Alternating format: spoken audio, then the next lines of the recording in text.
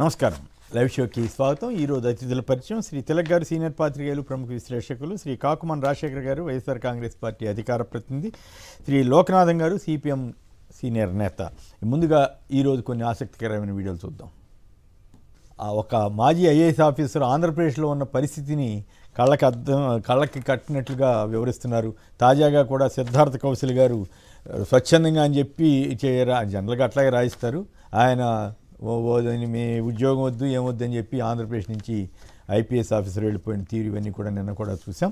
ఇక వార్తల్లోకి వెళదాం. తెలంగాణకు సంబంధించి చూస్తే ప్రభుత్వ ఆసుపత్రిలో 1 నెల పనిచేయండి, సామాజిక బాధ్యతగా పేదలకు సేవలు అందించండి అంటూ ముఖ్యమంత్రి రేవంత్ రెడ్డి గారు వైద్యులకు పిలిపించారు. కానీ ఏడాది పాటు రూరల్లో పనిచేయాలని, గవర్నమెంట్ ఆసుపత్రిలో పనిచేయాలని ఇట్లాంటివి చాలా కాలంగా ఉన్నప్పటికి కూడా మరి ఎంతవరకు ఆచరణలో సాధ్యమవుతుందో తెలియదు. శిథిల బతుకులు, శిథిలాలు తొలగిస్తున్న కొద్దీ బయటపడుతున్న మృతదేహాలు, మరో 2 మృతదేహాలు వెలికితీత, చికిత్స పొందుతున్న వారిలో 3 మృతి అంటూ క్వశ్చన్ మార్క్ పెట్టారు. ఇంకా తెలియని 10 మంది ఆచూకీ. సో ఈ ప్రమాదంకి సంబంధించినటువంటి ఘటనలో దురదృష్టవశాత్తు ఇంకా అది చాలా ఇబ్బందికరంగానే ఉంది. దమ్ముంటే అసెంబ్లీ పెట్టు, బనకచర్లపై హరీష్ రావు సవాల్, 14న రేషన్ కార్డుల పంపిణీ, కురుస్తున్న వర్షం రైతుల హర్షం, విద్యార్థుల వేసాలపై కాలపరిమితి కత్తి అంటూ ట్రంప్ సరికొత్త ప్రతిపాదన, మేడారం జాతరపై తేదీలు ఖరారు. ఇక తెలంగాణలో చంద్రబాబు కోవర్టులు, ఇరిగేషన్, రోడ్లు అన్ని చోట్ల వాళ్ళ దందాలే. ఏపీ బనకచర్ల ప్రాజెక్టు బంద్ కావాలంటే ఆ కోవర్టుల ఇళ్లకు నీళ్లు, కరెంట్ కట్ చేయాలి. మంచిగా మాట్లాడితే ఆంధ్రోళ్ళు మన మాట వినరు. కాంగ్రెస్ ఎమ్మెల్యే అనిరుద్ధ్ రెడ్డి ఘాటు వ్యాఖ్యలు. మరి రేవంత్ రెడ్డి గారు వీటి మీద ఏమైనా స్పందిస్తారా లేదా? ఈ మధ్య ఈ అనిరుద్ధ్ రెడ్డి అన్న ఆయన తరచుగా కాంగ్రెస్ని ఇబ్బంది పెడుతున్నాడు. ఇప్పుడు వాళ్ళ ఏకంగా చంద్రబాబు కోవర్ట్లు అన్నంత వరకు పర్వాలేదు, కానీ అనవసరంగా ఆంధ్ర అంతటినీ కలిపి మాట్లాడుతున్నారు. మరి ఆయన ఉద్దేశం ఏంటో. ఇక ఆంధ్ర వార్తలకు వెళ్తే బాబు సర్కార్ కుట్రలకు చెంపదెబ్బ, మాజీ సీఎం జగన్ తదితరులపై నేరారోపణలకు ప్రాథమిక ఆధారాలు లేవు, అందుకే మేము జోక్యం చేసుకుంటున్నాం అంటూ, అలా జోక్యం చేసుకునే అరుదైన అసాధారణ కేసుల్లో ఇది ఒకటి అంటూ హైకోర్టు చాలా స్పష్టంగా ఈ యాక్సిడెంట్ కేసు పైన వ్యాఖ్యానించింది. రాష్ట్ర ప్రభుత్వానికి సుప్రీం గట్టి షాక్, 2 ఏళ్ల తర్వాత కేసా, వల్లభనేని వంశీపై కేసు విషయంలో సుప్రీంకోర్టు విస్మయం, సివిల్ కేసును పోలీసులు క్రిమినల్ కేసుగా మారుస్తారా, లోకేష్ పోలీసులపై సింగయ్య భార్య లూర్ధు మేరీ సంచలన ఆరోపణలు, నా భర్త మృతిపై మాకు అనుమానాలు ఉన్నాయి, చిన్న గాయాలకే సింగయ్య ఎలా చనిపోతాడు, ప్రమాదం జరిగినప్పుడు వెంటనే ఆసుపత్రికి తీసుకెళ్లనివ్వలేదు, ఆసుపత్రికి తరలించినప్పుడు అంబులెన్స్లో ఏదో జరిగి ఉంటుంది, ఏదో చేశారని మాకు అనుమానంగా ఉంది, లోకేష్కు చెందిన మనుషులు పోలీసులు మాపై ఒత్తిడి తెచ్చారు, మేము చెప్పినట్టే చెప్పాలంటూ మమ్మల్ని బెదిరించారంటూ సంచలనమైనటువంటి ఆరోపణలని ఆమె లూర్ధు మేరీ అన్న ఆమె చేసింది. మరి ఇప్పుడు ఎవరి మీద కేసులు పెట్టాలన్నది ఒక సోషల్ మీడియాలో ఒక వీడియో వస్తేనే హడావుడిగా కేసు మార్చేసి ఇంకేముందని, అది ఒరిజినల్లా కాదా చెక్ చేసుకోకుండా పోలీసులు సెక్షన్లు కూడా మార్చేసి జగన్ గారిని సైతం కేసులో పెట్టినటువంటి పోలీసు వ్యవస్థ ఇప్పుడు ఏకంగా సింగయ్య గారి భార్య చేస్తున్న ఆరోపణ మీద మరి ఎక్కడా స్పందించినట్లు కనపట్టలేదు. ఇక అట్లాగే సింగయ్య భార్య లూర్ధు మేరీ కుమారులు జగన్ గారిని కలిశారు. అలాగే ఇంకొక ఆయన గుండెపోటు చనిపోయిన ఆయన కుటుంబ సభ్యులు కూడా కలిశారు. ఇక చూడండి వీళ్ళంతా కంగారు పడుతున్నట్లుగానే ఉంది ఓవరాల్గా. కుప్పవెళ్ళి కూడా ఈయన చంద్రబాబు నాయుడు గారు కారు కింద సొంత కార్యకర్త పడితే కుక్క పిల్లల పక్కన పడేశారంటూ ఒక ఏం ఆరోపణ అన్నాలో, ఎట్లా ఈయన సీఎం అయిన తర్వాత కూడా ఈ వయసులో ఇట్లా ఎందుకు మాట్లాడుతున్నారో, దాన్ని ఈనాడు వాళ్ళు బ్యానర్గా వేయటం ఏంటో, అంటే వాళ్ళ వాల్యూస్ వాళ్ళ స్టాండర్డ్స్ ఈ రకంగా దిగజారిపోయాయంటే ఏం చెప్పాలి. జగన్ దగ్గరికి వాళ్ళు వెళ్తే పిలిపించుకుని పరామర్శ చేశారని రాస్తారు. అట్లాగే జగన్ పులివెందుల్లో దొంగ పింఛన్లు అధికంగా ఉన్నాయంట, మొత్తం పింఛన్లన్నీ కట్ చేసి పడేస్తున్నారు కదా ఎక్కడికక్కడ. సో ఆ రకంగా పులివెందుల్లో కూడా భారీ ఎత్తున కట్ చేయబోతున్నారట. చంద్రబాబు గారు ఇంకో మాట చెబుతున్నారు, రాష్ట్రం 10 లక్షల కోట్ల అప్పు ఉందంటున్నారు. అలాగే కొవ్వూరు నియోజకవర్గంలో ఒక చర్మకారుడి ఇంటికి వెళ్ళి డప్పు కళాకారుల కేటగిరీలో 4,000 పెన్షన్ అందించడం తనకు ఎంతో సంతృప్తినిచ్చింది అంటున్నారు. 4,000 ఇవ్వడానికి అంటే 3,000 ఆల్రెడీ ఇస్తుంటారు, ఎక్స్ట్రా పోని 4,000 ఇచ్చడానికి ఎన్ని లక్షల రూపాయలు ఖర్చు పెట్టుకుని ప్రతి నెల వెళ్తున్నారనేది జనం ప్రశ్న. డబుల్ సంక్షేమం అందిస్తున్నామని కూడా ఆయన చెబుతున్నారు. ఇక ఇతర వీకెండ్ పాలిటీషియన్ అంటూ పవన్ కళ్యాణ్ మీద సోషల్ మీడియాలో ఒక ఆసక్తికరమైన వార్త తిరుగుతుంది. వారానికి 3 రోజులు మాత్రమే ఏపీలో డిప్యూటీ సీఎం ఉంటున్నారు. పర్యటన పేరుతోనే ఏపీకి వస్తున్న పవన్ కళ్యాణ్ మిగతా 4 రోజులు హైదరాబాద్లోనే ఉంటున్నారంట. మరి సినిమా షూటింగ్లో ఇంకేమన్నా ఇబ్బంది. పవన్ కళ్యాణ్పై క్రిమినల్ కేసు, తమిళనాడులో క్రిమినల్ కేసు నమోదైందంటూ సోషల్ మీడియాలో విస్తారంగా వార్తలు వచ్చాయి. మరి కరెక్టో కాదో తెలియదు, కానీ ఇది సెక్షన్లు కూడా చెబుతున్నారు. అన్నానగర్ పోలీసులు పవన్ కళ్యాణ్, అన్నామలై అంటే బీజేపీ మాజీ అధ్యక్షుడితో సహా నిర్వాహకులపై కేసు నమోదు చేశారంట. మతం, ప్రాంతం ఆధారంగా విద్వేషాన్ని రెచ్చగొట్టేందుకు ప్రయత్నించారని ఎఫ్ఐఆర్లో పేర్కొన్నారట. మరి ఏదైనా ఆంధ్రప్రదేశ్ ఇష్టమైనట్లు ఏం మాట్లాడినా ఆ రోజుల్లో జగన్ గారి గవర్నమెంట్ పట్టించుకోలేదు, వదిలేసింది, ఏదో రాజకీయ నాయకులు కదా అని అందరూ ఎందుకు వెళ్తారు. ఇప్పుడు చంద్రబాబు గారి గవర్నమెంట్ ఇష్టారాజ్యంగా కేసులు పెడుతుంది కదా. మరి ఇప్పుడు పవన్ కళ్యాణ్ గారి మీద ఈ కేసు నిజంగా పెట్టుంటే మరి అప్పుడు దానికి ఏం సమాధానం చెబుతారో చూడాలి. ఊరు బేజారు, ఏడాదిలో బతుకుబండి తలకిందులు, పథకాలు లేవు, పైసలు లేవంటూ గోదావరి గ్రామాల్లో ఆనందం ఆవిరైందంటూ ఒక కథనాన్ని ఇచ్చారు. ఒక గోదావరి ఏం కర్మ, రాష్ట్రం అంతా పరిస్థితి అట్లాగే ఉండాలి కదా. సూపర్ మోసపు ఏడాది, రెడ్ బుక్ పాలనలో వైసీపీ నాయకులు, కార్యకర్తలపై పెట్టిన అక్రమ కేసులు 2456. అక్రమ కేసులతో జైలు పాలైన వైసీపీ నాయకులు, కార్యకర్తల సంఖ్య 500 పైగా. సోషల్ మీడియా కార్యకర్తలపై కేసులు 440. జర్నలిస్టులపై నమోదు చేసిన కేసులు 63. హత్యలు 390 జరిగాయటండి. ఇవన్నీ ఈ కేసుల సంగతి పక్కన పెడితే రాష్ట్రంలో హత్యలు 390, హత్యాయత్నాలు 766, లైంగిక దాడులు 198 జరిగాయంటూ ఒక ఆసక్తికరమైన విషయం బయటకు వస్తోంది. యువ వైద్యులపై పోలీసులతో దాడులు చేయిస్తారా, మీది దౌర్భాగ్యపు ప్రభుత్వం కాదా అంటూ జగన్ ప్రశ్న. ఇక విద్యార్థులకు రవాణా భత్యం ఇస్తారు, 3 నెలలకోసారి చెల్లించేలాగా కసరత్తు జరుగుతోందంట. మన వీరి తెలుగుదేశం పత్రికలు ఘనంగా ఫస్ట్ పేలో రాసుకున్నారు. ఇంటింటా చేదు అనుభవం, కర్నూలులో పర్యటించిన మంత్రి టీజీ భరత్, ఎంపీ నాగరాజు ప్రభుత్వ పథకాలు అందడం లేదంటూ నిలదీసిన ప్రజలు. నేను, గాంధీజీ, అంబేద్కర్ సామాన్య కుటుంబాల్లో పుట్టాం. గత ప్రభుత్వం 10 లక్షల కోట్ల అప్పు చేసింది. రాష్ట్రంలో అన్ని వ్యవస్థలు పడకేశాయి. కేంద్ర నిధులను వేరే వాటికి దుర్వినియోగం చేశారు అంటూ ఇక చంద్రబాబు గారి వ్యాఖ్యలు, కుప్పం పర్యటనకు సంబంధించిన వ్యాఖ్యలు సాక్షిలో కూడా ప్రముఖంగా వచ్చాయి. స్వచ్ఛందం అని ప్రకటిస్తేనే వీఆర్ఎస్కి ఆమోదం, ఐపీఎస్ అధికారి సిద్ధార్థ్ కౌశల్కు ప్రభుత్వ పెద్దల హుకుం, పోలీస్ శాఖలో వీఆర్ఎస్ కలకలం. వీడిని అంతం చేస్తేనే వైసీపీలోకి ఇంకెవరు వెళ్లరు. వైసీపీ దళిత నేత అతని భార్యపై టీడీపీ మొక్కల దాష్టికం అంటూ ఇక్కడ ఏ ఊరిది, చంద్రగిరిలో జరిగిందండి ఇదంతా. ఇక ఈరోజు మద్యం ముడుపులు అని రాస్తున్నారు. ఇవాళ వైకాపా అభ్యర్థులకి అన్నీ అన్నారు. అంటే ఆయనకి ఓటర్లకు అందరికీ అందినట్లు అనమాట. ఓటర్లందరినీ మీద కూడా కేసులు పెడతారు ఏమో. ఓ రోజు గోల్డ్ అంటారు, ఇంకో రోజు రియల్ ఎస్టేట్ అంటారు, ఇంకో రోజు సౌత్ ఆఫ్రికా అంటారు. ఇవాళ మళ్ళీ వారానికి రోజు తిరగవేస్తున్నట్టున్నారు. వాటినే మళ్ళీ రాస్తున్నట్టున్నారు. ఇవి ఆయా ప్రధాన వార్తల్లో సంబంధించి. ఇక చర్చలోకి వెళదాం. జగన్పై జరుగుతున్నదంతా నీచెప్పు కుట్రేనా? ఈ కారు యాక్సిడెంట్ కేసు ఆధారంగా చేస్తున్న కుట్రలు ఇవన్నీ కూడా ఏం చెబుతున్నాయి? అంతేకాకుండా ఏకంగా ఆ కారు ప్రమాదంలో మరణించారని చెబుతున్నటువంటి సింగయ్య, మా కారు ప్రమాదంలో మరణించారా లేక అంబులెన్స్లో ఏమైనా జరిగి మరణించారా అన్నది ఇప్పుడు చర్చగా ఉంది. ఆయన భార్య చేసినటువంటి సంచలన ఆరోపణలు చూస్తే మరి ఇప్పుడు ఎవరి మీద కేసులు పెట్టాలి? తిలక్ గారు చెప్పండి, ఈ మొత్తం పరిణామం మీరు గమనించే ఉంటారు కదా. వీటి మీద మీకు ఏమనిపిస్తోంది? ఈనాడు వాళ్ళు పనిగట్టు రాశారంటేనే నాకు డౌట్ వస్తూ ఉంది. అంత హెడ్డింగ్ పెట్టి, అంటే ప్రభుత్వానికి బాగా డ్యామేజ్ అవుతోందనే భయంతో హైకోర్టు చేసిన వ్యాఖ్యలు కానీ, తాజాగా సింగయ్య భార్య చేసిన ప్రకటన కానీ, ఈ నేపథ్యంలోనే కంగారు పడుతూ చంద్రబాబు గారు అక్కడ మాట్లాడటం, ఈనాడు వాళ్ళు పెద్ద ఎత్తున ప్రచారం చేయటం, దానికి ఏమైనా లింక్ ఉందంటారా? అసలు నిజానికి ఇలాంటి కేసుల్లో ముఖ్యమంత్రి కానీ ప్రభుత్వం కానీ ఇలా వ్యవహరించాలా? జగన్ పైన ఇంత దారుణమైనటువంటి కుట్రలు కంటిన్యూస్గా చేస్తూనే ఉంటారా? నమస్కారం గారు, పెద్దలకి నమస్కారం. మరి ఈ కేసులో ఈ కేసులోనే కాదు, రాష్ట్ర ప్రభుత్వం పెడుతున్నటువంటి కేసుల విషయంలో ఎంత అక్రమంగా ఉంటున్నారనడానికి నిన్న హైకోర్టు, సుప్రీంకోర్టు చేసిన వ్యాఖ్యలు ఒక నిదర్శనం. హైకోర్టు ఏముంది, అసలు ఈ సెక్షన్ ఎట్లా పెడతారు?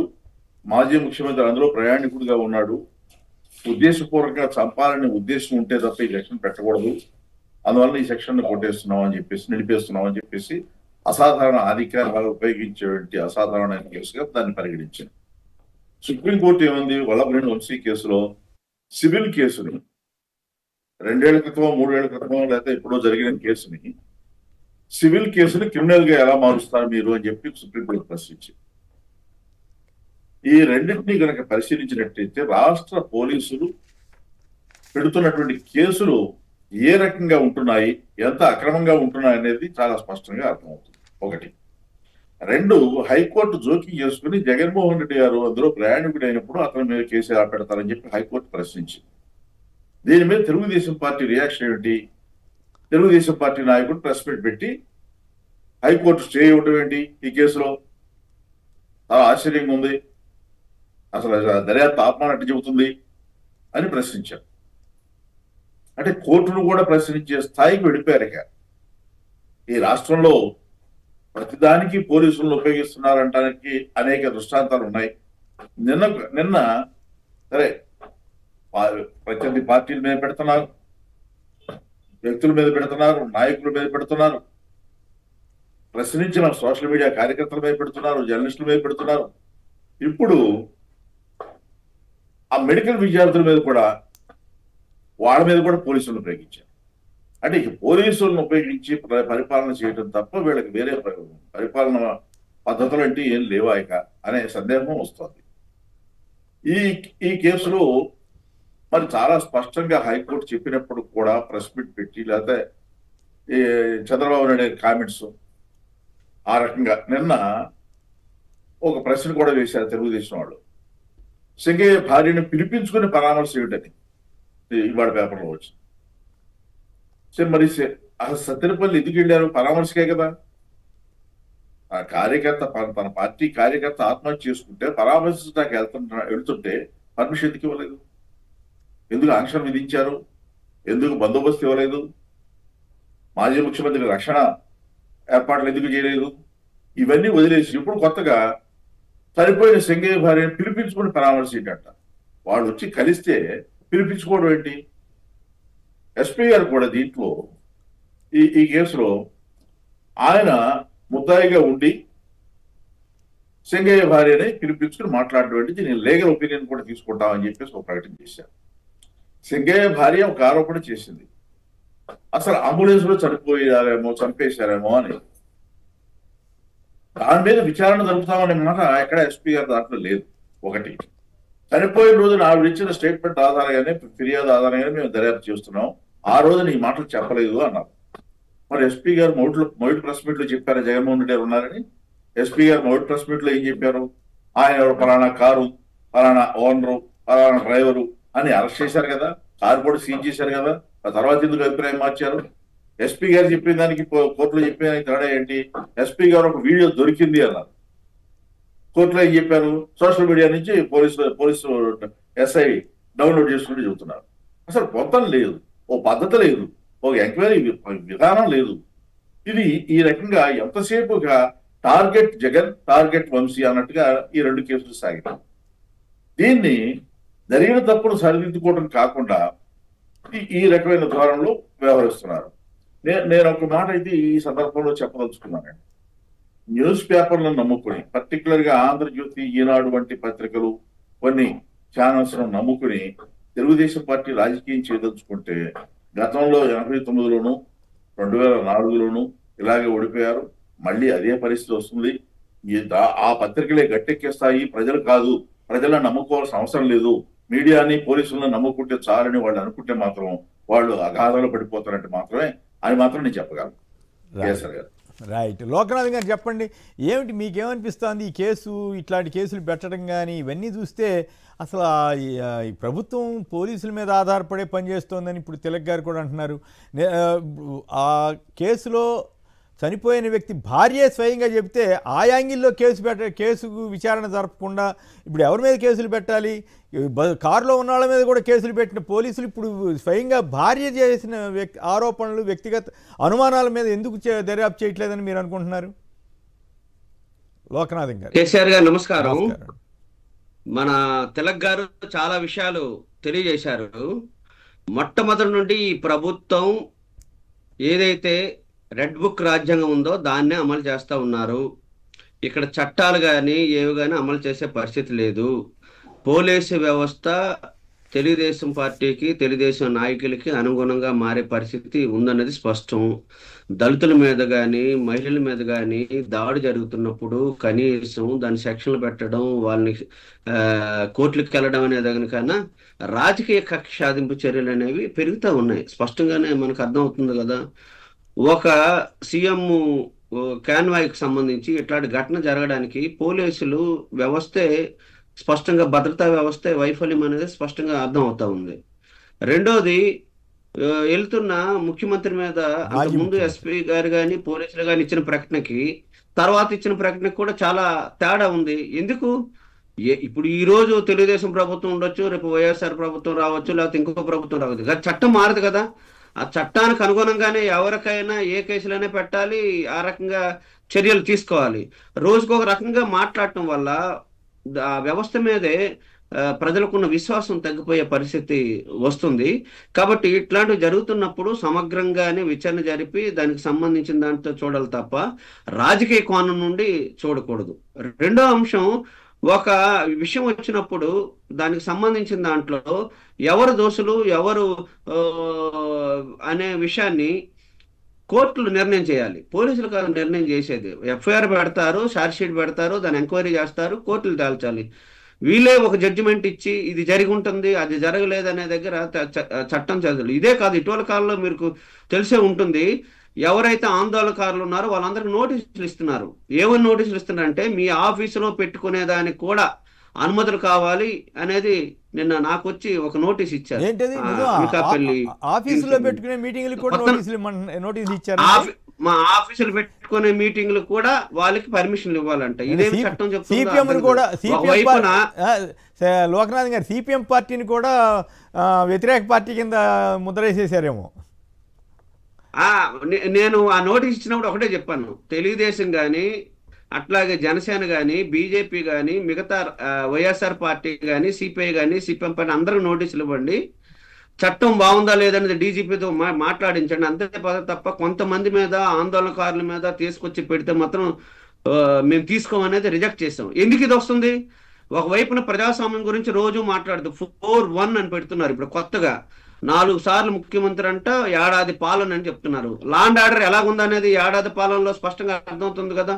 మీరు నేను చెప్పడం కాదు, నివేదికలే స్పష్టంగా చెప్తా ఉన్నాయి ఎంతమంది మీద దాడి జరుగుతుంది, ఏ రకంగా దాడి జరుగుతున్నారు. చివరికి ఏ పరిస్థితి వచ్చింది? ఇక్కడే చోడవరంలోని ఒక కేజీబీవి ప్రిన్సిపాల్ని పిలిచి ఎమ్మెల్యే ఎవరైతే ఉన్నారో 4 గంటల పాటు నిలబెట్టారు. బీపీ షుగర్ అంతా డౌన్ అయ్యి పడిపోయింది ఆమె చెప్తా ఉంది. నిబంధనల ప్రకారంగానే అడ్మిషన్లు ఇచ్చాను, కానీ అక్కడ ఉన్న తెలుగుదేశం నాయకుల్ని 50 మంది ఉంటే నన్ను అవమానకరంగా చేశారని. అంతకుముందు ఇదే చంద్రబాబు నాయుడు గారు, లోకేష్ గారు మానవ హక్కులను ఉల్లంఘిస్తున్నారని చెప్పిన పెద్ద మనుషులు ఎందుకు జోక్యం చేసుకోలేదు? ఒక ప్రిన్సిపాల్ 4 గంటల పాటు ఎమ్మెల్యే ఆఫీసు పిలిపించుకొని ఈ రకంగా చేయడం మహిళలు గౌరవించడం అనేది స్పష్టంగా అర్థమవుతుంది. అదే కాదు, గుంటూరులో జరిగిన సంఘటనకు సంబంధించి అక్కడున్న ఎస్పీ గారు రియాక్షన్ సరిగ్గా లేదనేదే స్పష్టంగా. డిప్యూటీ సీఎంగా నియోజకవర్గంలో దళితుల మీద దాడి జరిగితే కనీసం ఇప్పటి వరకు కూడా ఎంక్వైరీ లేని స్థితి ఉంది.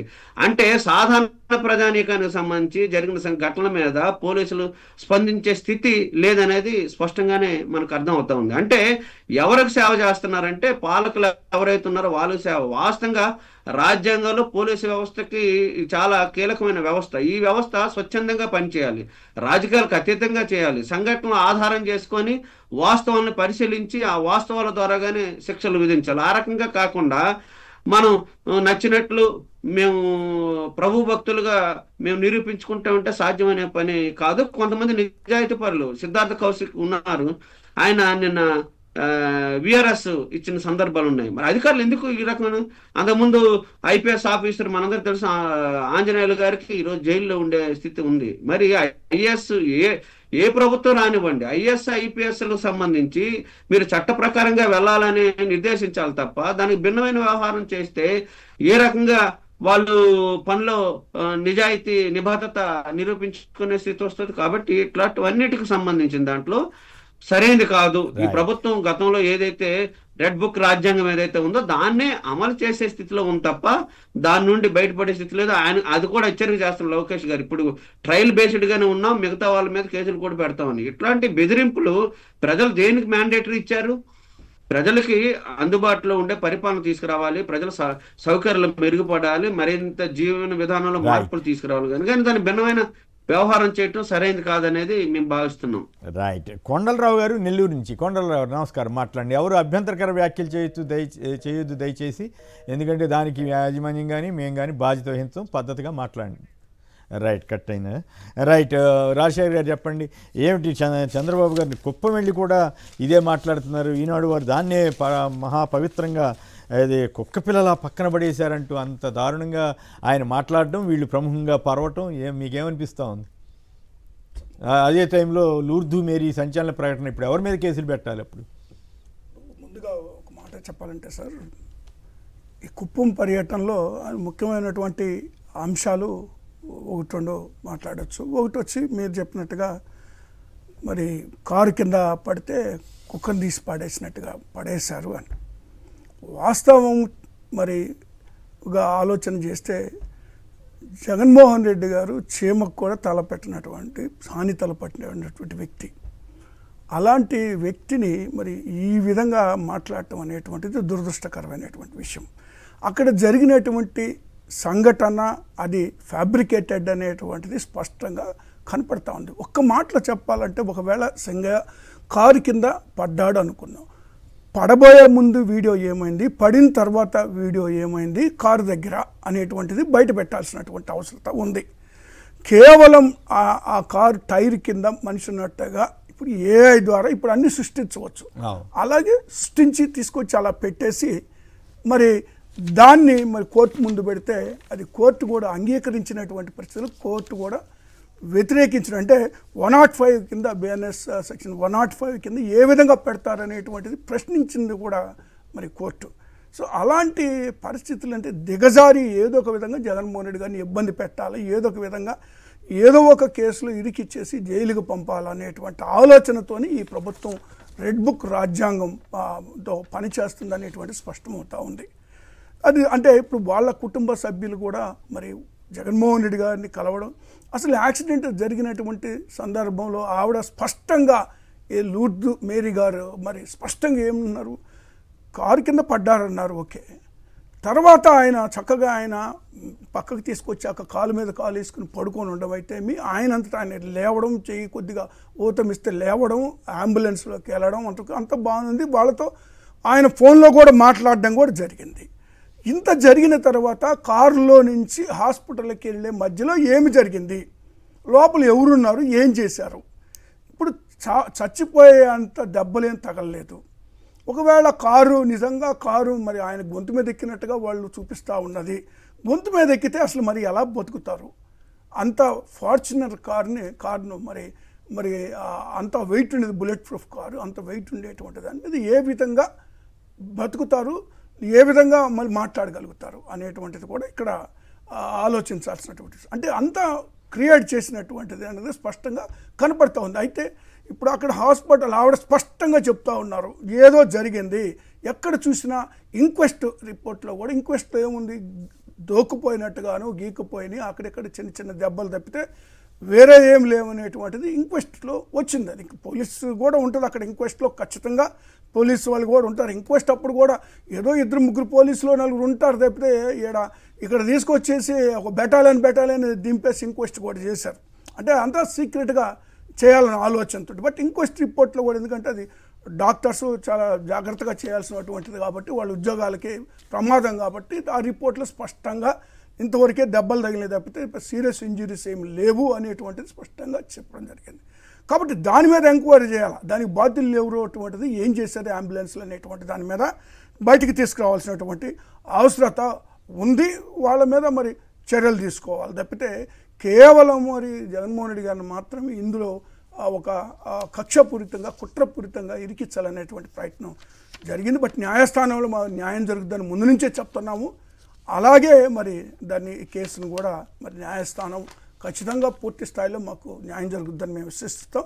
అక్కడి నుంచి కుప్పం దాంట్లో చూస్తే మరి ఆయన కుక్కని తీసి పడేసినట్టుగా పడేసేసారని మాట్లాడటం, అది అంతకన్నా నీచమైనటువంటి మాట మరొకటి లేదు. ఆయన కుప్పం పర్యటనలో ఇంకొక ఆసక్తికరమైనటువంటి అంశం కూడా అంటే కుప్పాన్ని నేను డెవలప్ చేస్తున్నాను ఇప్పుడని మాట్లాడారు. ఈయన 14 సంవత్సరాలు అయిపోయి ఇది 1 సంవత్సరం, 15 సంవత్సరాలు ముఖ్యమంత్రి, 45 సంవత్సరాలు రాజకీయాలు, దాదాపు 7-8 సార్లు ఎమ్మెల్యేగా. ఇప్పుడు డెవలప్ చేయడం ఏంటండి? ఆశ్చర్యంగా ఉంది. కుప్పాన్ని డెవలప్ చేస్తాను ఇప్పుడు నేనని హామీ ఇవ్వడం ఏంటో నాకు అర్థం కానటువంటి అంశం అది ఒకటి. ఇంకోటి చూస్తే జగన్మోహన్ రెడ్డి గారు వైఎస్ఆర్ కాంగ్రెస్ పార్టీ అధికారంలోకి వచ్చిన తర్వాత కుప్పాన్ని పూర్తి స్థాయిలో మున్సిపాలిటీకి కూడా చేయడం జరిగింది. రైట్, ఓకే, అది ఇప్పుడు చర్చ కాదు, అవసరం లేని చర్చ, అది ఇప్పుడు దాని మీద కాదు కదా చర్చ. తిలక్ గారు ఒక మాట చెప్పండి, ఇప్పుడు లూర్దు మేరీ అన్న ఆవిడ డైరెక్ట్గా మన లోకేష్ మనుషులు వచ్చారని చెప్పినట్లుంది కదా, మరి అప్పుడు వాళ్ళ ఏంటి అనేది ఎంక్వైరీ చేయరా గౌరవ పోలీసు వారు? ఎస్పీ గారు ఆయన ముందుగా ఒక మాట చెప్పి ఒక కారు సీజ్ చేసి ఆ కారు ఓనరు డ్రైవరు అరెస్ట్ చేసి పోలీస్ స్టేషన్లో ఉంచారు. ఆయనే రెండోసారి మళ్ళీ నాకు వీడియో దొరికింది అన్నారు. ఆయన 2 సార్లు చెప్పొచ్చు. లూర్దు మేరీ గారు సంఘటన జరిగిన రోజున ఈ విషయాలు చెప్పలేదు అంటారు. మరి నువ్వు ఎస్పీ గారు చెప్పొచ్చా? అదొక యాంగిల్. కానీ ఇప్పుడు ఆ చేసిన ప్రకటన కాదు, దాంట్లో కొంతమంది వచ్చి ఆయన వారి మనుషులని చెప్పి వచ్చి బెదిరించారనే పాయింట్, అది కేసు అవుతుందా అవ్వదా?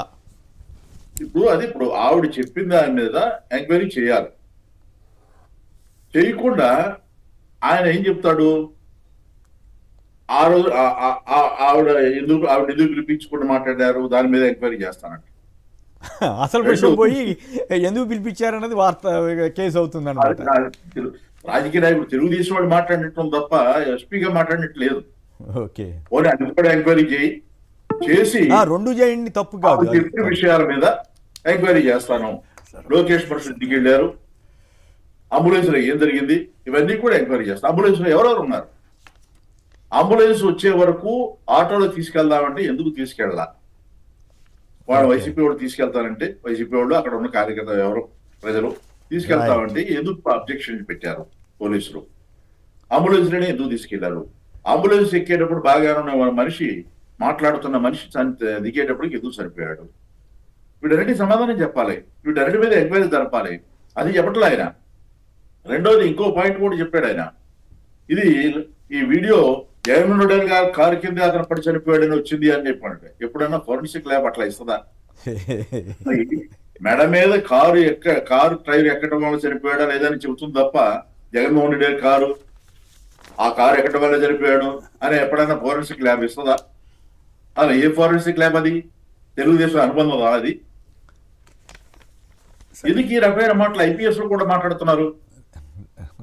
వాళ్ళ సర్వీస్ ఈ గురించి ఆలోచించుకోవట్లేదా? ప్రస్తుతానికి పోస్టింగ్ ఉంటే చాలా.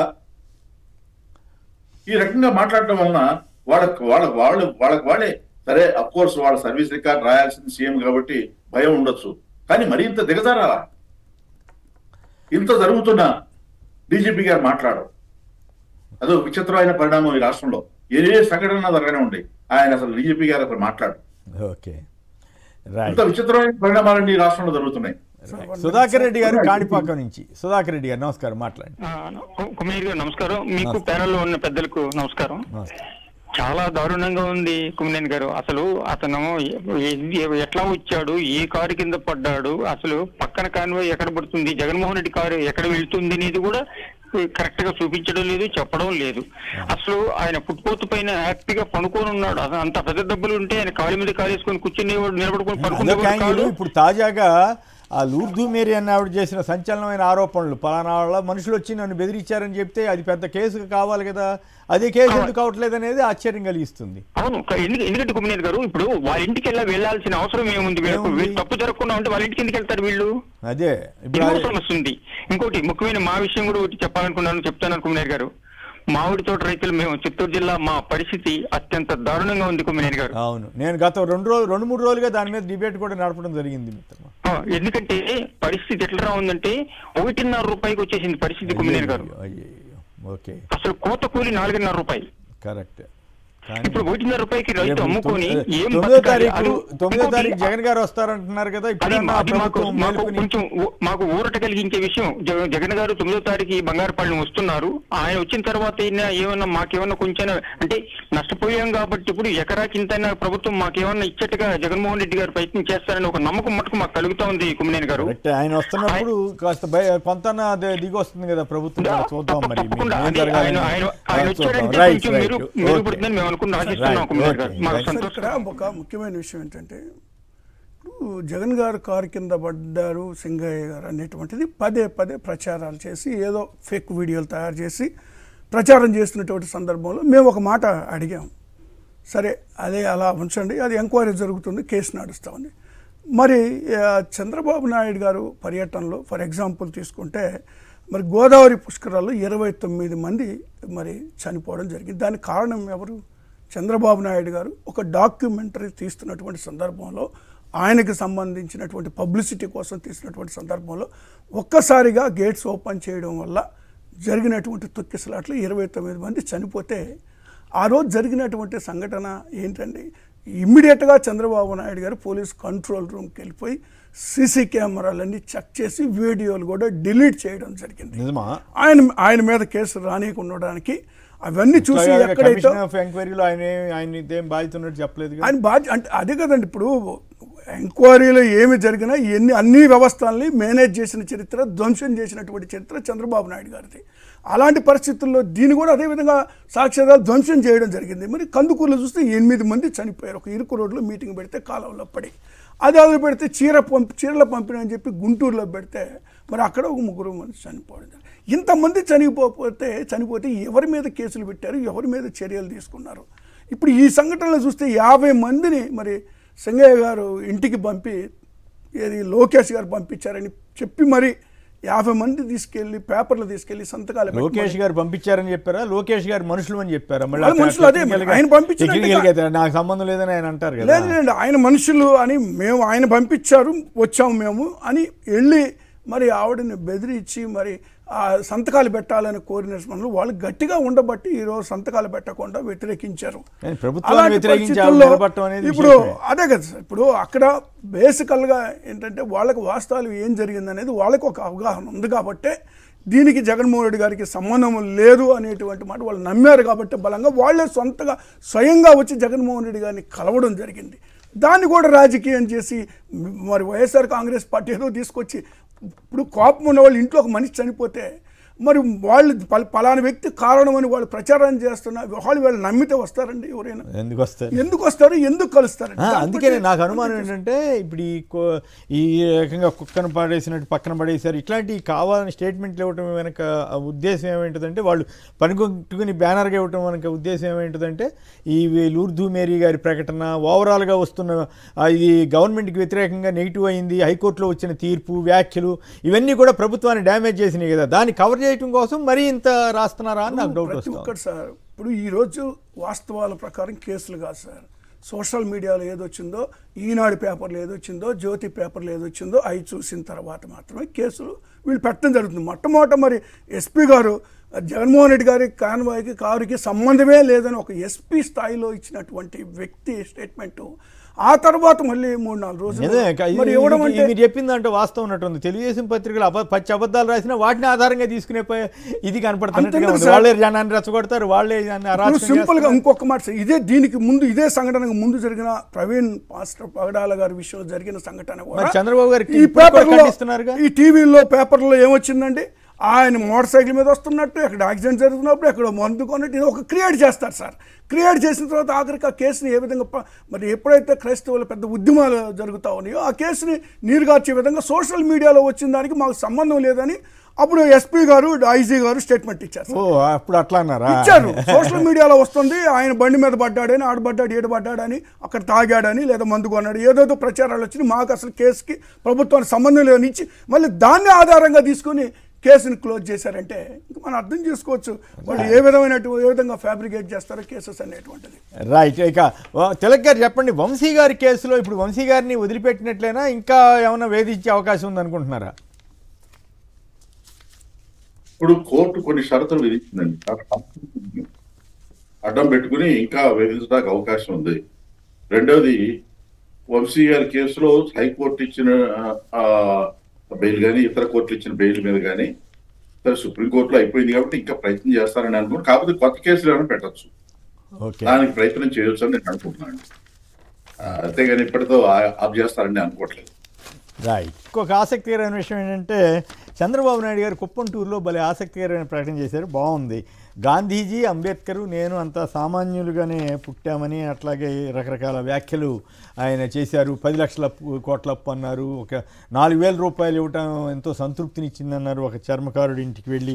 సో లోకనాథన్ గారు చెప్పండి, ఈ టూర్లు ఇవన్నీ ఆయన చేస్తున్న తీరు మీద కానీ ఇవన్నీ మీకేమనిపిస్తోంది? నిజంగానే చంద్రబాబు గారు రోజు నేను గత 10-15 రోజులు చూస్తే ఎక్కడ ఒక్కరోజు కూడా గ్యాప్ ఉన్నట్లేదు. ప్రతిరోజు ఎక్కడికో చోటకి హెలికాప్టర్ వేసుకెళ్ళటం, ఉండటం, ఉపన్యాసం ఇవ్వటం, 1,000 రూపాయలు ఎక్స్ట్రా పెన్షన్ అంటే 3,000 ఇచ్చేవాళ్ళు, ఇప్పుడు 4,000 ఇస్తున్నారు.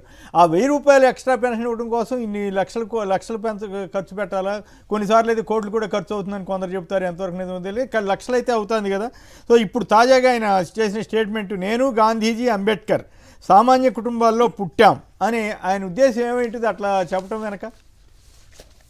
లోకనాథన్ గారు ఆయన ఏడాది పాలనకు సంబంధించిన దాంట్లో అనేక రికార్డులు వచ్చేస్తున్నాయి, అనేక వివరాలు ఆయన చేతిలో ఉన్నాయి. ఎమ్మెల్యేలని, ఎంపీలని కూర్చోబెట్టి మీ పని బాగలేదు, ప్రజల దగ్గరికి వెళ్ళండి, నేను వెళ్తున్నాను, మీరు కూడా వెళ్ళండి అని. మనల్ని అదే కాదు, కలెక్టర్లను కూడా కూర్చోబెట్టి సక్రమైన పద్ధతిలో మీరు సంక్షేమ పథకాలు ఇవన్నీ అమలు చేసే పద్ధతులు ఉండాలి, రేపు మీ వల్లే నేను గెలవాలి అనే పద్ధతులు ఉన్నాయి. అంటే అభద్రతా భావం ఉందనేది స్పష్టంగానే అర్థమవుతా ఉంది. ఆ సందర్భంగానే ఆయన పర్యటనలు చేస్తున్నారు. ఆయన పర్యటనలు చేయటం, ఒక ముఖ్యమంత్రిగా వెళ్ళటంలో తప్పేం లేదు. అయితే వాళ్ళు ఇచ్చిన వాగ్దానాలు గ్రామాల్లో ఈ రోజు కూడా సమస్యలు పరిష్కారం కావట్లేదు. ఈరోజు రోడ్లు ఉన్నాయి, రోడ్లు పరిష్కారం కావట్లేదు, అనేక గొంతులు ఉన్నాయి.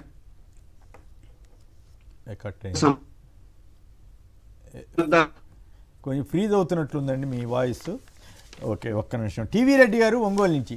టీవీ రెడ్డి గారు నమస్కారం, మాట్లాడండి. Good morning sir. Okay sir, ఏదైతే నిన్న తను చెప్పారు అక్కడ లోకేష్ మనసులో ఎస్సీ కులస్థలము 50 మంది వచ్చామని చెప్పారు సార్. ఏది ఎస్సీ కులస్థలం అని చెప్పారు అక్కడికి వెళ్ళి వాళ్ళ? ఓకే, పేరు కులం పేరు ఎందుకు లేగాని అదే కదా సార్ అడుగుతుంది. ఇక్కడ కూడా కుల రాజకీయాలు ఎందుకు అని అంటున్నాము. ఆ కులస్థలని ఎందుకు పంపాలి? ఓహో, ఆవిడ దగ్గరికా? అవును సార్, వాళ్ళ మిస్సెస్ దగ్గరికి ఆ కులస్థలని ఎందుకు పంపాలి? అక్కడ కూడా కుల రాజకీయాలు ఎందుకు లేవనెత్తాలి? ఇదొకటి.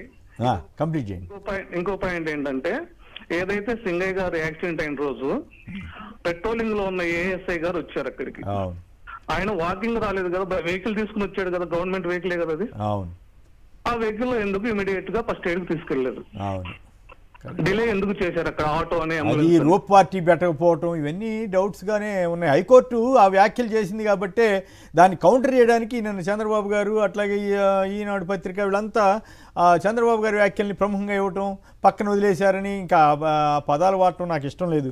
అవన్నీ సీఎం స్థాయిలో అట్లా మాట్లాడతారా అనేది నాకు బాధ అనిపిస్తుంది. ఆయన సీనియర్ మోస్ట్ లీడరు, ప్రజలకి ఆదర్శంగా ఉండవలసిన వ్యక్తులు ఇట్లాంటివన్నీ కాంట్రవర్షియల్ ఇష్యూస్ అన్నీ మాట్లాడి బహుశా మరి ఆయన ఏదో రకంగా సమర్థించుకోవాలి కాబట్టి సమర్థించుకుంటున్నాడు, ఏం పడు మరి. రైట్. తిలక్ గారు చెప్పండి, ఏమిటి గాంధీజీ, అంబేద్కర్, నేను సామాన్య కుటుంబాల్లో పుట్టామంటున్నారు చంద్రబాబు గారు. అలాగే కుప్పంలో ఈ చర్మకారుడికి అప్పుడు అక్కడెక్కడ కొవ్వూరులో ఇచ్చి వచ్చాను, చాలా సంతృప్తి కలిగించిందని చెబుతున్నారు. ఆయన ఈ 2 విషయాల్లో చెప్పాలంటే ఆయన చెప్పిన అక్షరాలు నిజం అండి. గాంధీ గారు, అంబేద్కర్ గారు, చంద్రబాబు నాయుడు గారు పేదరికంలో పుట్టారు. కాకపోతే గాంధీ గారును అంబేద్కర్ గారు చంద్రబాబు నాయుడు గారు 1,00,000 కోట్లు సంపాదించారు. 1,00,000 కోట్లు అట్లాంటి పదాలు వాడొద్దులేండి. 1,00,000 కోట్లు అని మనం ఎట్లా చెబుతాం? తప్పు కదా. ఆయనే చెప్పాడు 1,00,000 కోట్లని. ఆయనే చెప్పాడా? అది ఎప్పుడు? ఉన్నాయి. ఓకే, సరే. అట్లయితే 2, ఒక సామాన్యుడు చెప్పులు కుట్టే వ్యక్తిని ముఖ్యమంత్రి వెహికల్లో తీసుకెళ్లారని చెప్పేసి ఘనంగా ఆ పత్రికలో, తెలుగుదేశం మద్దతు ఇచ్చే పత్రికల్లో ప్రచారం చేశారు. అదే జిల్లాలో గతంలో ఒక పోస్ట్ వచ్చింది నాకు. అదే జిల్లాలో మరి కోనసీమకి అంబేద్కర్ పేరు పెడితే ఘర్షణలు సృష్టించింది కూడా వాళ్లే కదా.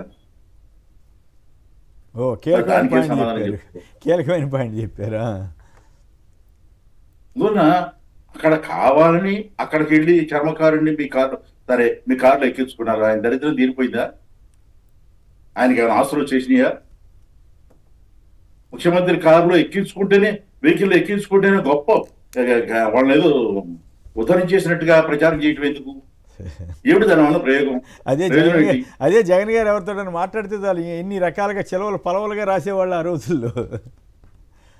అదే ఇప్పుడు నేను అనేది, ఇప్పుడు ఈనాడు జ్యోతిని నమ్ముకుంటే నిండా మునుగుతాడు అనేది ఎన్నో దృష్టాంతాలు ఉన్నాయి. మళ్ళీ అదే భ్రమలో బ్రతుకుతున్నాడు ఆయన, అదే భ్రమలో ముందుకెళ్తున్నాడు ఆయన. Right, okay. మీరేమంటారు? నేను గాంధీజీ, అంబేద్కర్ సామాన్య కుటుంబాల్లో పుట్టాం అని చంద్రబాబు గారు అనటంలో ఏమిటి ఆయన లక్ష్యం ఏమిటి? సార్ ఆశ్చర్యం వేస్తూ ఉంది ఆయన మాట మాట్లాడుతూ ఉంటే. ఆశ్చర్యం వేస్తుంది, ఒక రకంగా ఆ బాధ కూడా కలుగుతుంది. మరి గాంధీజీ గారి మీద అంబేద్కర్ గారిని తాను పోల్చుకోవడం అనేటువంటిది సరే తన కాళ్ళకు తానే మొక్కుకున్నట్టుగా కనపడతా ఉంది చూస్తూ ఉంటే. ఇప్పుడు ఆయన అంతా వాళ్ళతో పోల్చుకునేటువంటి ఆ స్టేచర్ ఉంటే ప్రజలు మాట్లాడాలా ఆయన గురించి. మీరు గాంధీజీ గారికి, అంబేద్కర్ గారికి సరైనటువంటి వ్యక్తి మీరు. మరి కలియుగ మరి మంచి అవకాశం వచ్చింది, ఆయన అట్లా నిలబడగలిగితే గొప్ప పేరే వచ్చేదిగా. Correct sir. అది ఇప్పుడు అన్ని అనవసరంగా ఇట్లాంటి వివాదాస్పద వ్యాఖ్యలు, జగన్ గారి మీద ద్వేషంతో మాట్లాడటం, చాలా ఆయన స్టాండర్డ్ని తగ్గించుకోకుండా ఉంటే అప్పుడు చెప్పుకున్న ఒక అర్థం ఉంటుంది. అదే సార్, ఇప్పుడు ఆయన దళితులుగా పుట్టాలని ఎవరు కోరుకుంటారు అన్నట్టువే కాకుండా దళితులు ఊచకోత కోసినటువంటి చరిత్ర చంద్రబాబు నాయుడు తెలుగుదేశం ప్రభుత్వాన్ని. అలాంటి పరిస్థితి నుంచి ఈరోజు అంబేద్కర్ గారిని కూడా తీసుకురావడం, లేదంటే గాంధీజీ గారిని మరి అహింసవాదైనటువంటి ఆయన్ని తీసుకురావడం, నిత్యం హింసని ప్రేరేపిస్తూ హింసని మరి ఎంకరేజ్ చేస్తున్నటువంటి వ్యక్తి ఈరోజు గాంధీజీ గారితో కూడా పోల్చుకుంటూ ఉంటే ఇంకా అదే నేను చాలాసార్లు సందర్భాలు చెప్పాను. గాంధీజీ గారిని ఎవరినైతే హత్య చేసిన గాడ్సే గాంధీ గారు బొమ్మకి దండేసి దండం పెట్టినట్టు ఉంది ఈయన మాట్లాడుతూ ఉంటే. అలాంటి వ్యక్తి ఈరోజు వాళ్ళతో పోల్చుకోవడం సామాన్యులు కరెక్టే, నేను ఒప్పుకుంటాను. ఒక్క విషయం కరెక్ట్గా చెప్పారు సార్ ఆయన. ఏది గాంధీజీ గారు లేదంటే అంబేద్కర్ గారు లాగానే సామాన్య కుటుంబాల్లో పుట్టాడు ఆయన. ఎందుకంటే అదే తప్పేం కూడా తప్పు కాదు, నేను దాన్ని నేనేమి తప్పు పట్టడం లేదు సార్. ఆయన 2 ఎకరాలు ఉన్నటువంటి వ్యక్తి. మరి ఇప్పుడు మరి ఆయనే 1,00,000 కోట్లకి నేను అధిపతిని ఆయనే ప్రకటించుకున్నారు కదా. ఎంతో కాలం పాలు అమ్మినా పూలు అమ్మినా కూడా 1,00,000 కోట్లకి అధిపతి ఏ విధంగా అవుతారో ఆయనే చెప్పాల్సి. అలా చెప్పలేదు కదా సార్, ఆయనే ప్రకటించాడు సార్ స్పష్టంగా. నేను 1,00,000 కోట్లకు అధిపతిని ఆయనే ప్రకటించడం జరిగింది. మరి ఆయన భార్య గారు కూడా మరి భువనేశ్వరరావు గారు కూడా సందర్భాల్లో షేర్ల విషయంలో మాట్లాడటం జరిగింది. అది అలా ఉంటే నేను ఇంకొక ఆసక్తికరమైనటువంటి విషయం ఏంటంటే సార్, అలా పుట్టినా కూడా వచ్చిన అవకాశాలను అందిపుచ్చుకొని పైకి వచ్చాము అని మాట్లాడారు సార్. అంటే అవకాశాలను అందిపుచ్చుకోవటం వచ్చిన అవకాశాలు కాదండి, ఈయన క్రియేట్ చేసుకునేటువంటి అవకాశాలు. ఎన్టీ రామారావు గారిని వెన్నుపోటు పొడిచి ముఖ్యమంత్రి పీఠంలో కూర్చున్నటువంటి వ్యక్తి చంద్రబాబు నాయుడు గారు. అది మరి అందిపుచ్చుకునేటువంటి అవకాశం లేకపోతే ఈయన తెచ్చుకునే ఏదైనా గొప్పతనమే కదా, దేనికైతే ఒప్పుకోవాలి. ఆయన చాకచక్యమే కదా, అది మీరు ఎట్లా కాదంటారు? అందిపుచ్చుకున్న అవకాశమైనా ఆయన క్రియేట్ చేసుకున్న ఆ సమర్థత అనేది ఉందనే కదా అని అర్థం సార్. మంచి అది ఎన్టీ రామారావు గారు మామగారు కావచ్చు, మామగారిని తీసుకోవాలి పారేసి ఉండొచ్చు, కానీ అది అంతవరకు చంద్రబాబు తెలివైన వ్యవహారమే కదా. ఆయన వరకు అదే పదవి సంపాదించుకోవాలి. ఆయన తెలివి అది కరెక్టా కాదా, ఎతికెళ్ళా కాదా అనేది పక్కన పెట్టండి. అంతవరకు అయితే ఒప్పుకోక తప్పదు కదా సార్. ఇప్పుడు టాలెంట్, దొంగకు కూడా ఒక టాలెంట్ ఉంటుంది సార్. దొంగతనం చేయడానికి కూడా ఒక టాలెంట్ ఉంటుంది. ప్రతి మనిషికి ఒక టాలెంట్ ఉంటుంది సార్. మంచితనానికి కూడా టాలెంట్ ఉంటుంది. మరి ఆయన చేసిన దాన్ని మరి మంచితనం అనాలా మరొకటి అనాలా? ఇప్పుడు పిల్లనిచ్చిన మామకి వెన్నుపోటు పొడిసి ఆయన పదవి లాక్కుని, ఇంకా విచిత్రం ఏంటంటే తెలుగుదేశం పార్టీ స్థాపించింది మన ఎన్టీఆర్ గారు. చంద్రబాబు నాయుడు గారు ఏం చేశారు, ఆ పార్టీ నుంచి ఆయన్ని సస్పెండ్ చేయడం లేదా తొలగించడం జరిగింది పూర్తిగా. ఇది ఇంకా ఆశ్చర్యకరమైన విషయం.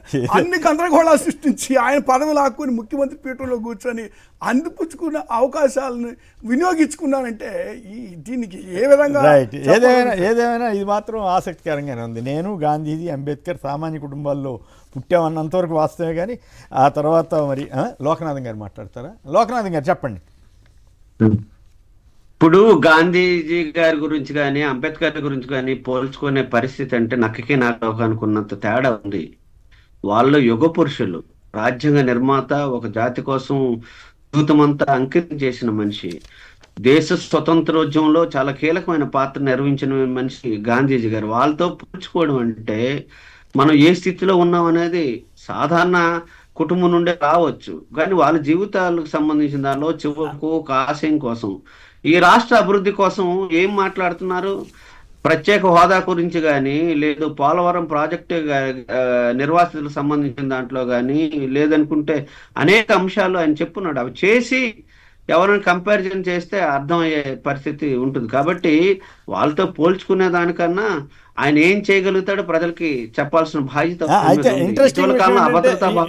ఇంట్రెస్టింగ్ విషయం ఏంటంటే తాను గాంధీజీ, అంబేద్కర్ అంతా సామాన్య కుటుంబాల్లో పుట్టిన వచ్చిన అవకాశాలని అందిపుచ్చుకుని ఎదిగామని ఆయన చెబుతున్నారు. అంటే గాంధీజీ గారు కూడా వీళ్ళ అవకాశాలని అందిపుచ్చుకున్నట్ట, లేకపోతే వాళ్ళు వాళ్ళ ఆలోచన ధోరణితోటి ముందుకు వెళ్ళినట్ల, ఒక సిద్ధాంతాన్ని ప్రతిపాదించడం అవన్నీ చేసినట్లా అన్నది ఇక్కడ ఆసక్తికరంగా చర్చనీయాంశం అవుతుంది. రైట్, ఓకే, ఆయన ఇష్టం అనుకోండి మాట్లాడారు.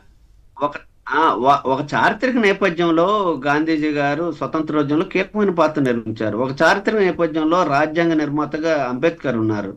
వాళ్ళతో మనం పోల్చుకోవడం అంటే ఎంత అంశం అన్నది మీలాంటి మేధావులకి వీళ్ళకి తెలియాలి.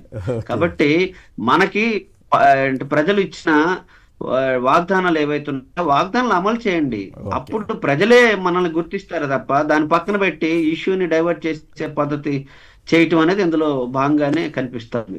రైట్, రాజేంద్ర గారు హైదరాబాద్ నుంచి. రాజేంద్ర గారు నమస్కారం, మాట్లాడండి. దయచేసి ఎవరు అభ్యంతరకర వ్యాఖ్యలు చేయొద్దు. ఓకే సార్, నమస్తే సార్. నమస్తే, మాట్లాడండి. చంద్రబాబు గారు అంబేద్కర్, గాంధీజీ అని పెద్ద పెద్ద మాటలు మాట్లాడతాను సార్. అయితే గాంధీజీ గారికి ఒక పేరు ఉంది, అహింసావాద్ అని. కానీ మొత్తం ఈయన చేస్తాడు, అహింస చేస్తాడు, ఇబ్బంది పెడతాడు, అందరిని కూడా ఎట్లా అంటే రాజకీయంగా ఏ విధంగా దొక్కాలనో, వ్యతిరేకంగా మాట్లాడినో ఆ విధంగా దొక్కేస్తా అంటాడు. అంబేద్కర్ గారు అంటారు, అంబేద్కర్ గారు రాజ్యాంగం రాసిన తర్వాత ఈయన మీద ఆరోపణలు వస్తే ఎదుర్కోడు, కానీ వేరే వాళ్ళు మాత్రం ఆరోపణలు వస్తే విచారణ ఎదుర్కోవాలి, జైలు పోవాలి. ఈయన మాత్రం ఎదుర్కోడు. ఏదో అభద్రత భావం ఉన్నది సార్. మొత్తం నన్ను అందరూ అంటారు కావచ్చు, నేను అంటే ఒకటి ఇటీవలి కాలంలో, ఈ ఏడాది కాలంలో జరిగిన ఆంధ్రప్రదేశ్లో జరిగిన హింస ఇవన్నీ చూసిన తర్వాత ఇట్లాంటి వ్యాఖ్యలు రావడానికి అవకాశం ఉంది. గాంధీ గారు అహింసావాది అయితే మరి ఆంధ్రప్రదేశ్లో ఎందుకు ఇంత హింస జరుగుతూ ఉంది? రోజు నిత్యం ఏదో ఒక అసత్యాలు చెప్పకూడదు అన్నది గాంధీ గారి ప్రథమ వాక్యం. మరి వీరు అసత్యాలు చెబుతున్నారా, సత్యాలు చెబుతున్నారా అన్నది వారే ఆలోచించుకోవాలి, ప్రజలు కూడా ఆలోచించాలి. పోనీ కనీసం ఇక నుంచి అయినా నేను గాంధీ గారి లెక్క పొరపాటును కూడా అసత్యం ఆడను, మా ఇచ్చిన మాటకు కట్టుబడి ఉంటాను, నిలబడి ఉంటానని చెప్తే సంతోషం, అందరం శభాష్ అనొచ్చు. కానీ మరి అది నిలబడి ఉంటారా? మరి ఆ దిక్కుమాలిన కేసులోనే ఇట్లా మాట్లాడుతుంటే మరి రాష్ట్రంలో హింస గురించి ఇందాక చెప్పాం కదా, ఎన్ని హత్యలు జరిగాయి, ఎంత ఘోరంగా జరుగుతుంది పరిస్థితిని. ముందు దాన్ని కంట్రోల్ చేసి ఆ తర్వాత ఇట్లాంటివి మాట్లాడితే కూడా జనానికి బాగానే ఉంటుంది. రైట్, ఇక మరో అంశంలోకి వెళదాం. ఈ తొలి అడుగు పేరుతోటి తెలుగుదేశం పార్టీ చేస్తున్న జనంలోకి వెళుతోందా? మరి కొన్ని చోట్ల అప్పుడే ప్రశ్నించారని వార్తలు వస్తూ ఉన్నాయి. మరి చంద్రబాబు గారు ఇంటింటికి వెళ్ళి అడిగారా తను చేసినవన్నీ, లేదా? తిలక్ గారు మీకేమనిపిస్తోంది? తొలి అడుగులో చంద్రబాబు గారు కరెక్ట్గానే వేశారా తొలి అడుగు? ఇప్పటికేం చెప్పలేమండి. అంటే ఇవాళ పత్రికల్లో వచ్చిందంటే సరే, ఈనాడు జ్యోతిలో చాలా బ్రహ్మాండంగా మొదలైంది అనేది ఒకటి. ఆంధ్రజ్యోతిలో అయితే జగన్ గారు ఇచ్చిన పిలుపు కదలకి లేదా ఆ రకంగా రాయడంలో ఆశ్చర్యం లేదు. చంద్రబాబు నాయుడు గారి తెలుగుదేశం పార్టీకి సంబంధించినంత వరకు చాలా బ్రహ్మాండంగా జరుగుతుంటే పుంకారుగా వార్తలు రావాలి. అది ఎక్కడ నాకు కనపడలేదు. అది వాళ్ళ పత్రికల్లోనే జిల్లా ఎడిషన్ చూసినా కనపడలేదు నాకు. ఒకటి సార్, కేసరి మీ అనుమతితో ఒక ముఖ్యమైన విషయం చెప్తాను. చెప్పండి. ఈవేళ ప్రజాశక్తి పత్రికలో ముఖ్యమైన వార్త వచ్చింది. అమరావతి ప్రాంతంలో ప్రపంచ బ్యాంక్ వాళ్ళు లోన్ ఇచ్చారు కాబట్టి వాళ్ళు పర్యటిస్తున్నారు. ఆ బృందం వాళ్ళు సూటిగా ప్రశ్నించారు, మాకు కొన్ని భూములు అమ్మి డబ్బు రికవర్ చేస్తాయి, తిరిగి కడతామన్నారు. అమ్మటం మొదలైందా? మొదలైతే ఎన్ని అమ్మారు, ఎంతకు అమ్మారు, ఎంత వచ్చింది? అమ్మకపోతే ఎందుకు మొదలు పెట్టలేదు, ఎప్పుడు మొదలు పెడతారు? ఎవరు? ప్రపంచ బ్యాంక్ వాళ్ళు అడిగారా? అవునండి, అడిగినట్టుగా వాళ్ళ ప్రజాశక్తి వచ్చింది. సంచలనం వార్త ఇది. అంతేకాకుండా నేను కూడా విన్నాను, మన కేసరా లేకపోతే వడ్డే సోమేశ్వరరావు చెప్పారు 35 ఏళ్ల తర్వాత ఆదాయం వస్తున్నానో లేకపోతే 35 ఏళ్ళు పడుతుందో ఈ ప్రాజెక్ట్ పూర్తి కావడానికి అని చెప్పి రాష్ట్ర ప్రభుత్వమే నివేదిక ఇచ్చిందని కూడా అంటున్నారు. మరి ఈ లోపుగానే మరి ఆదాయం వస్తుందని మరి ప్రపంచ బ్యాంకు చెప్పబట్టా, లేకపోతే ఏం కారణం ఏంటుంది? మరి ప్రపంచ బ్యాంకు వాళ్ళు అట్లా అడుగుతారు, వాళ్ళకి తెలియదు అక్కడ ఏం జరుగుతోంది ఏంటనేది. ఇప్పుడు ఇప్పటికిప్పుడు 7 నుంచి 800 ఎకరాలు అమ్మితే 20,000 కోట్లు వస్తాయని అంచనా వేసినట్టుగా దాంట్లో ఆ వార్తలో ఉంది. రెండు, ఈ బ్యాక్గ్రౌండ్ లో ఇవాళ ఈ వార్త వచ్చిన బ్యాక్గ్రౌండ్ లో అసలు ప్రపంచ బ్యాంక్ తో ఒప్పందం ఏంటో బయట పెట్టాలి. అది చాలా ముఖ్యమైంది. ఎందుకంటే అమరావతి ప్రాంతాన్ని స్వర్గం కింద తీర్చిదిద్దుతామని చెబుతూ భూముల అమ్మకానికి తెరదీస్తున్నారనేది ఇప్పుడు వచ్చిన సారాంశం, ఆ వార్త సారాంశం. కాబట్టి చాలా సీరియస్ అంశం. ఈ అమరావతి ప్రాంత రైతులకి మళ్ళీ 40,000 ఎకరాలకి సేకరిస్తామన్నారు కాబట్టి ఆయన ఆలోచన ద్వారానే ఈ భూములు అమ్మకం, వ్యవహారం, కమిషన్లు, కాంట్రాక్టులు. మీరు ఎక్కడైనా చూడండి, అన్ని కూడా కాంట్రాక్టులు ఇవ్వడం మీద ఉన్న శ్రద్ధ వాటిని పూర్తి చేయడం మీద మాత్రం ఉండదు. అందువల్ల అమరావతి ప్రాంతానికి సంబంధించి వరల్డ్ బ్యాంక్ తో చేసుకునే ఒప్పందం ఏంటో బయట పెట్టాల్సిన అవసరం ఉందని నేను అనుకుంటున్నాను. రైట్, కీలకమైన పాయింట్ రేజ్ చేశారు. ప్రకాష్ గారు విజయవాడ నుంచి. ప్రకాష్ గారు నమస్కారం, మాట్లాడండి. సార్ నమస్కారం సార్. ఇప్పుడు ఈ సింగయ్య గారి కేసు సంబంధించి రాష్ట్ర ప్రభుత్వం కేసు పెట్టి రాష్ట్ర ప్రభుత్వం వాయిదాలు ఎందుకు కోరుతుంది అనేది పెద్ద క్వశ్చన్. హైకోర్టులో వాయిదాలు కోరుతుంది. హైకోర్టులో ఇప్పటి వరకు అడిగిన వాయిదాలన్నీ రాష్ట్ర ప్రభుత్వమే అడుగుతుంది. ఇప్పుడు కేసు అంత బలంగా ఉంటే అన్ని ఇది క్లారిటీగా ఉంటే కేసు వాడు అన్ని వాయిదాలు ఎందుకు అడుగుతున్నారు అనేది ఒక క్వశ్చన్ మార్క్. రెండోది, చంద్రబాబు నాయుడు గారు ఇప్పుడు ఈ అంబేద్కర్ పోల్చుకోవడం ఎందుకంటే రీసెంట్ ఎలక్షన్ లో లోక్నీతి సిఎస్డిసి నివేదికలో ఎస్సీ సామాజిక వర్గం జగన్మోహన్ రెడ్డి పార్టీకి ఎక్కువ ఓటేసింది. అందులో మాదిగలు వాళ్ళ వైపు వెళ్ళారు. ఇప్పుడు వీళ్ళని అట్రాక్ట్ చేయడానికి స్ట్రాటజీగా చేస్తున్నాడేమో నాకు అర్థం. ఎందుకంటే బీసీలు వాళ్ళ వైపే ఉన్నారు, వైసీపీ రాలేదు లాస్ట్ ఎలక్షన్ లో. ఎస్సీల్లో మాదిగ అటువైపు చీల్చారు, ఇంకా ఎస్సీ మిగిలింది మాల. టార్గెట్ గా ఇది కూడా చివరికి ఇటువంటి విషయాల్లో కూడా చివరికి కులాన్ని దృష్టిలో పెట్టుకుని చేస్తారా? మరి ఏదైనా రాజకీయాల్లో ఆయన తెలివైన వాడు, అంతవరకు ఒప్పుకోవాల్సిందే. ఏ అవకాశం వచ్చినా ఆయన వదులుకోడు. అది కావాలంటే మోడీ గారిని విమర్శించగలరు, మళ్ళీ మోడీ గారిని పోగలరు, ఇవన్నీ చేయగలరు. రైట్, ఫైనల్గా లోక్నాథ్ గారు చెప్పండి, ఈ పవన్ కళ్యాణ్ గారి మీద తమిళనాడులో కేసులు పెట్టారంట, మీ దృష్టికి ఏమైనా వచ్చిందా? అక్కడ మత విద్వేషమనో ఇంకోటనో చేస్తున్నారట. ఆయన మరి మరోవైపు ఏమో షూటింగ్ అదే హైదరాబాద్లోనే ఎక్కువ ఉంటున్నాడని ఒక వార్త. దీని మీద సంక్షిప్తంగా మీ అభిప్రాయం ఏంటి? డిప్యూటీ సీఎం గారు తన బాధ్యతని పక్కన పెట్టి వాస్తవంగా ఆయన రాజ్యాంగం మీద ప్రమాణం చేసి నేను ప్రజాప్రతినిధిగా ఉన్నాను, రాజ్యాంగాన్ని గౌరవిస్తానని చెప్పాను పెద్ద మనిషి. ఈరోజు తమిళనాడుకి వెళ్ళి ద్రావిడ సంస్కృతి అది, ఆ సంస్కృతిలో వాళ్ళు కొన్ని భావాలు ఉంటాయి, వాళ్ళకి ఒక నమ్మకాలు ఉంటాయి. అట్లాంటిది పెరియారు వారసత్వం కలిగిన ప్రాంతం. అక్కడికి వెళ్ళి సనాతన ధర్మం పేరుతో నేను అక్కడే పుట్టాను, అక్కడే పెరిగానని, అంటే ఎక్కడికి వెళ్తే అక్కడ పెరిగాను, ఎక్కడికి వెళ్తే అక్కడ పుట్టాను అనే దగ్గర చెప్పడం అనేది ఎందుకంటే ఒక స్థాయిలో ఉన్న పెద్ద మనిషి ఆయన చూడాల్సిందంటే ఈ రాష్ట్రంలో ఏ రకమైన వాగ్దానాలు చేసాం, ఏ రకంగా. ఈరోజు మనం చూస్తూ ఉన్నాం, మనం చెప్పడం కాదు, అంతర్జాతీయంగా ఒక విషయం చెప్తా ఉన్నారు. హింస జరుగుతుంది భారతదేశంలో, హిందుత్వ శక్తులతో జరుగుతూ ఉంది, అనేక క్రిమినల్ కేసులు జరుగుతూ ఉన్నాయి, ఆర్ఎస్ఎస్ లాంటి సంస్థలు కేంద్ర బిందుగా ఉంది, అలాగే బీజేపీ దానికి అండదండలుగా ఉంటుందని దాని మీద ఒక్క మాట మాట్లాడిన స్థితి ఈ రోజు ఉంది. అదే కాదు, కాకపోతే అనవసరంగా ఆయా ప్రాంతాలకు వెళ్ళి రెచ్చగొట్టే పని చేయకుండా ఉంటే బాగుంటుందని మనం అనుకోవాలి. రైట్, ఖచ్చితంగాను. ఎందుకంటే రెచ్చగొట్టే ఎవరు చేసినా అది రెచ్చగొట్టే కార్యక్రమం చేయకూడదు. ఆయన స్థాయిని మరిచి ఆ రకంగా చేయటం సరైనది కాదు. ఇక్కడ పవన్ కళ్యాణ్ గారిది విచిత్రమైనటువంటి పరిస్థితి సార్. ఇప్పుడు ఎందుకంటే ఇప్పుడు కూటమి లేకుండా ఆయన ఎమ్మెల్యే కూడా గెలిచే పరిస్థితి లేదు. ఇప్పుడు ఆయన మంచిదే ఎమ్మెల్యే అయ్యాడు. చంద్రబాబు నాయుడు గారు ఇప్పుడు జనం అంతా ఏంటంటే ఆయన అభిమానులు ఆయన ముఖ్యమంత్రి కావాలని కోరుకున్నారు. ఆయన ముఖ్యమంత్రి అటు ఉంచండి, ఆయన ఒక మంత్రిగా ఇప్పుడు మరి డిప్యూటీ సీఎంగా అయిన తర్వాత ఆయన చేస్తున్న పని ఏంటి, ప్రజలకు అందుబాటులో ఉంటున్నాడా లేదా అని మీరు అన్నట్టుగా హైదరాబాద్లోనో లేదా గుళ్ళు గోపురాలు తిరగడం, దేవాదాయ శాఖ మంత్రిగా ఇస్తే సరిపోయేది. లేదంటే పీఠాపురంలో పీఠాధిపతిగా అక్కడ ఏదన్నా దేవాలయం కట్టి ఉంచినా కూడా సరిపోయేది. ఇప్పుడు తమిళనాడు వెళ్ళి కూడా ఇదే మరి మతాల గురించి మాట్లాడటం వల్ల మరి అక్కడ కూడా కేసులు పెట్టాను. అవును, ఏపీలో ఎక్కడ జగన్ గవర్నమెంట్ ఉన్నప్పుడు ఒక్క కేసు కూడా పెట్టలేదు కదా. కేసు ఇప్పుడు వాళ్ళలాగా తప్పుడు కేసులు పెట్టే పని అయితే ఈ రోజు ఎన్నికలకు కూడా మొన్న 24 ఎన్నికలు కూడా ఎవరు ఉండేవాళ్ళు కూడా కాదు. ఆ ఆలోచన మేము చేయలేదు, కానీ వాళ్ళే ఇప్పుడు నేర్పిస్తూ ఉన్నారు. మరి వాళ్ళు చేస్తున్నటువంటి వ్యవహారం చూస్తూ ఉంటే మరి రేపు మళ్ళీ మేము అధికారంలోకి వచ్చిన తర్వాత ఈ పరిస్థితులన్నీ కూడా మేమేం చేయాలనేది కూడా ఆలోచించుకోవాల్సిన పరిస్థితులు వాళ్ళే మమ్మల్ని చేస్తారంటారు. అది మంచిది కాదు. ప్రజాస్వామ్యంలో విమర్శలు ప్రతి విమర్శలు ఉండటం అట్లా, కానీ బట్ ఒక చోట ఒక రకంగా వ్యవహరించడం, ఒక పద్ధతి లేకుండా మాట్లాడటం, ఇటువంటి వాటి వల్ల అనేకమైనటువంటి అనుమానాలు వస్తుంటాయి. రైట్, ఇక రాజశేఖర్ గారు, అట్లాగే లోకనాథన్ గారు, తిలక్ గారు అందరు కూడా ధన్యవాదాలు. ఇది నేటి చర్చా కార్యక్రమం. నమస్కారం.